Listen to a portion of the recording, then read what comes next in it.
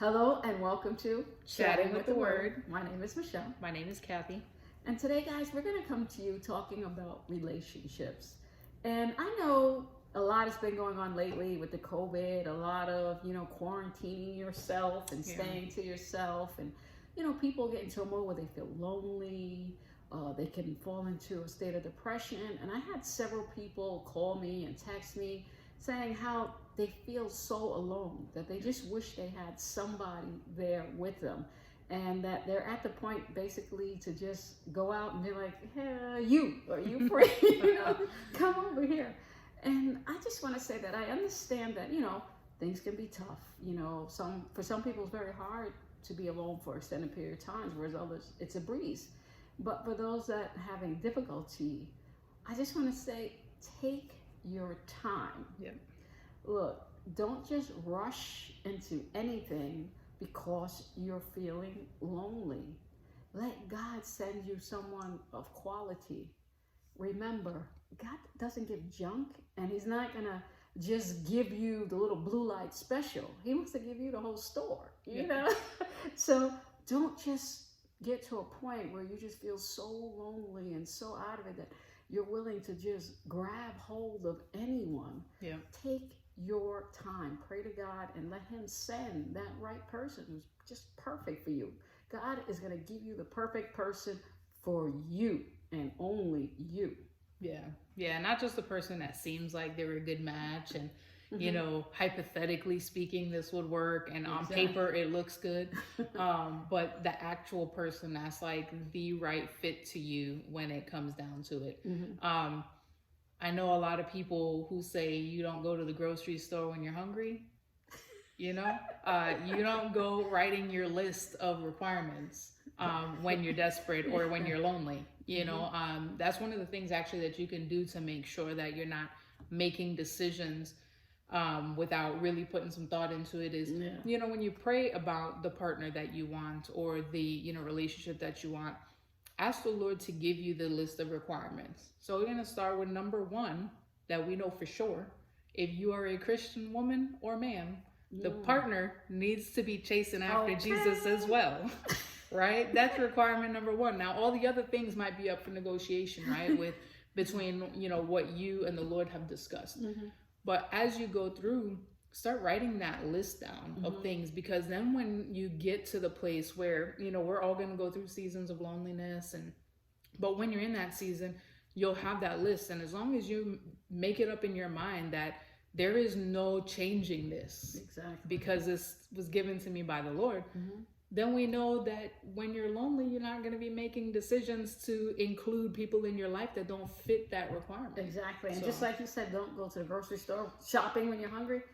Don't go to a club or a bar and then you're trying to grab someone and then later on thinking, okay, I'm going to change him. Because now you're going to complain, why is this person always going to the club? Why is this person always going to the bar? Why are they always hanging out? But didn't you meet them hanging out? Yeah. Isn't that what they did before you? Look, if the person is not a godly person, they're not looking to change like that. And don't think that, I'm going to meet them and change him. It doesn't work that way. Unless they want to change, they can go to God for change. Right. But if they're not trying to and they're happy in the way they are, you're not going to change them. Only thing that's going to bring is strife and arguments. So it's not even worth it. Don't get involved in anything like that. Instead of being so anxious to find someone, take that time and serve God. Take that time and work on yourself.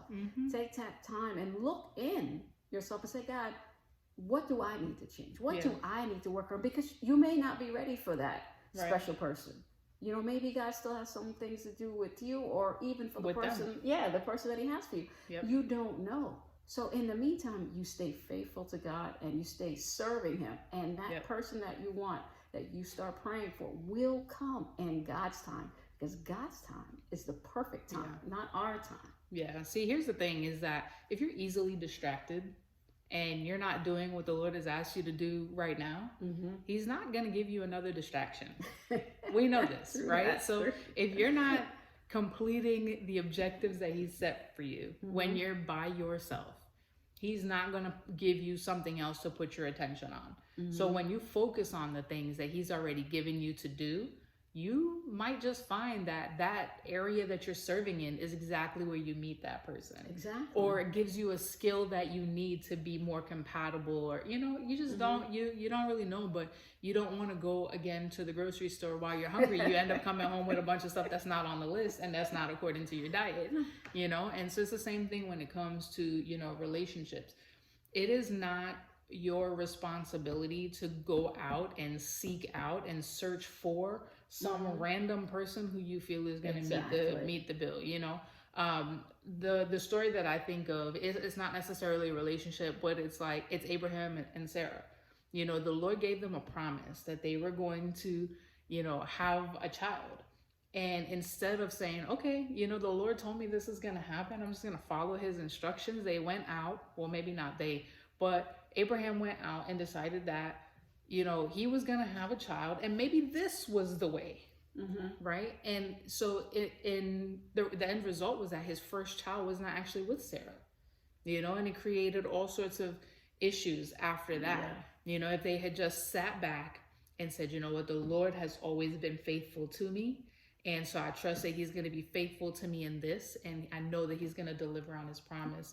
So I'm going to sit back and I'm going to wait. I'm going to do as he tells me to do. I'm not just going to take my hands off the wheel completely. I'm going to do the things he tells me to do. But I'm going to be patient. That's the hardest thing for so many people. I know I have a hard time with patience. Me too. It is. It's something you have to learn. It's something you have to learn. But when you make enough bad decisions on your own, you start to say, you know what, Lord? You're right. I've learned the hard way one too many times, and I don't want to do it again in this. Yeah, that's how I was when I met my husband. I'm like, okay, I've messed up enough. So I had asked God to show me 3 signs if this was the person. So he gave me the 3 signs. But I was still like, I ain't moving. Maybe not. Maybe 4. maybe 5. So I said, you know what, Lord? If this is truly you, you're going to make it happen. You're going to make us somehow meet and talk and things can start. I'm not doing nothing because I was like, I am not having a bad relationship. Right. I want this to work out, but I want to know 100% that God's hand is in it. I don't want another relationship if God's hand is not in it because I'm done with that. So it was just so funny how long it took, but it was worth it because you see, when we met, he was ready and I was ready. By waiting on the Lord and being patient. And that is key. Even though it's hard, let me tell you. It is hard, but for real. I mean, it's funny. It makes me think. I was just telling Michelle before we started this video that I've been reading in the book of Luke. And last night I decided I was going to take notes from beginning to end. And so I was reading in chapter 1, and chapter 1 talks about Zachariah and Elizabeth. And when the angel Gabriel came to Zachariah to tell him, she's gonna have a baby, and he's like, but we're old, pretty much. We're old, what are you gonna do? And the angel Gabriel was like, well, it's gonna happen, and between now and then you're not gonna be able to speak. Why? Because his input probably, this is my opinion, right? I haven't done all the research on it, but my opinion is it probably had something to do with the fact that he would have spoken all sorts of negativity into the situation, or tried to do this or tried to do that, to change the game. We already saw it had previously happened with Abraham, So sometimes he needs us. He gives us his little hints in the book, take your hands off the wheel. That's right. And the word says to delight yourself in the Lord, and he will give you the desires of your heart. So keep being faithful to him and keep serving him, and your time will come. Like I said, it may come soon and it may come later. It all depends. Your heart has to be ready. You just can't, go up to somebody, because he look good, he look good, because look, them wrinkles gonna come. Okay, he ain't gonna look that good. He might have cobwebs on the inside. you know? So looks fade, emotions, they go back and forth. But when God gives you someone, man, that's a forever relationship. That's somebody that's going to treat you the right way, and that's going to bless you, and you're going to bless him, and you're going to grow together and grow stronger in the Lord. And you know what I want to add? When somebody says something negative about someone that God has given you, pay it no mind. There have been instances where, God has given you someone, right? And maybe your friend or family member says, girl, you don't look that good. Why you with that? You don't make enough money. What's up? But let me tell you something. Sometimes the very ones that are saying that are scheming on your mate, okay? Because then you break up with that person, and then you go down the line, all of a sudden your friend or whatever is with the person. You're like, oh, you're the one who told me this one's no good, and it's, oh, well, girl. For you. Yeah. Well, he better now, Them people are, they do some stuff. It's someone else who's envious of the situation from a perspective of they want that same person. It could be just that they don't want you to be with somebody and they're not with somebody. Exactly. So you have to know who your circle is. Yeah. Honestly, if you have a good enough circle, you're not gonna feel very lonely in times like these, because you're gonna stay completely connected. But one of those things that you really need to think about is, when you think about not having a mate, does that idea really depress you? Or are you happy with the idea of, okay, I'm content. If I never meet somebody, I'm completely cool with that. The expectation is not that they're going to bring some sort of happiness or, some other thing into my life. Is that they're going to heighten the level of what's already existing. So that, I would expect that my relationship with my spouse would heighten my relationship with the Lord, but it's not going to create it. It's going to heighten my level of happiness, but it's not going to create my happiness. You want someone you can grow in the Lord with. Right. You want to pray together. You want to read the Word together. You want to have debates on the Bible together. You want to share in your love of the Lord.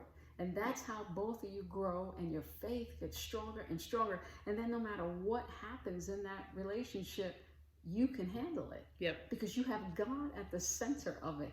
And that strengthens that bond. That's the type of relationship you want. You don't want that little fly-by-night, well, he looked good relationship. That goes, that fades. But just know that when God does send you that person is for you. And it's not for your friends, it's not for your family, it's for you. So to you, the person may look like $1 million, but to your friend, they can say they look like a tore up $2 bill. But I mean, because it's true. There's people, like, oh, my man look good. And then you have other people who are like, what you looking at? Right. Or he treats me great. He treats me like, the queen. He's so respectful. He treats me the way the Word of God says. But they don't see that because it's not for them. Right. God gave that person to you. They are for you, not for anyone else. So just keep that in mind as well. Yeah, absolutely. That's good.